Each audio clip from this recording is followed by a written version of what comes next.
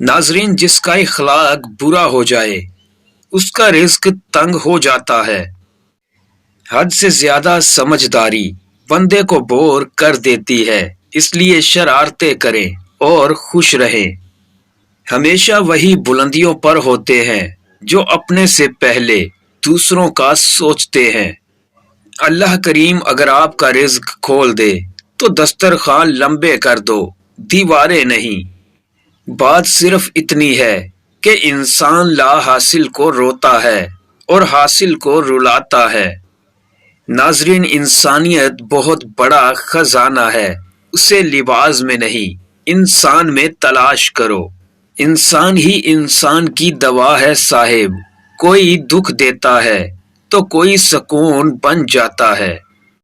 وقفے سے ملاقات کیا کرو، اس سے آپس میں محبت زیادہ ہوگی۔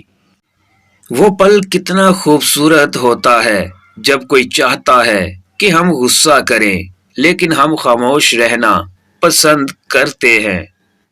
ناظرین، ضروری نہیں ہر بات کا جواب تلخ لہجے میں دیا جائے، باتوں کو مسکرا کر ختم کرنے کا ہنر آنا چاہیے۔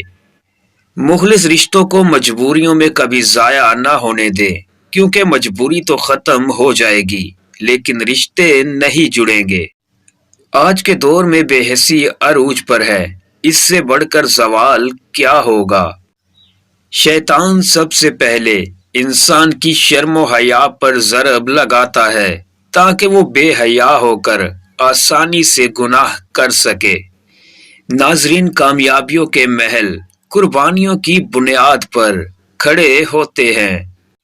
کسی کا دل دکھا کر معافی مانگنا آسان ہے، مگر اپنا دل ٹوٹنے پر معاف کرنا بڑا ہی مشکل ہے۔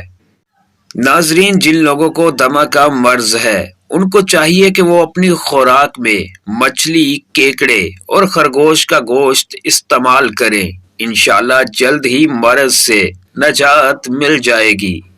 اور جب انسان اندر سے ٹوٹتا ہے تو باہر سے خاموش ہو جاتا ہے۔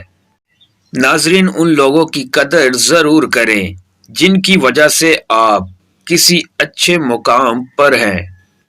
بے شک جس کی اولاد فرما بردار ہوگی وہ زندگی میں ہی جنت پا جاتا ہے۔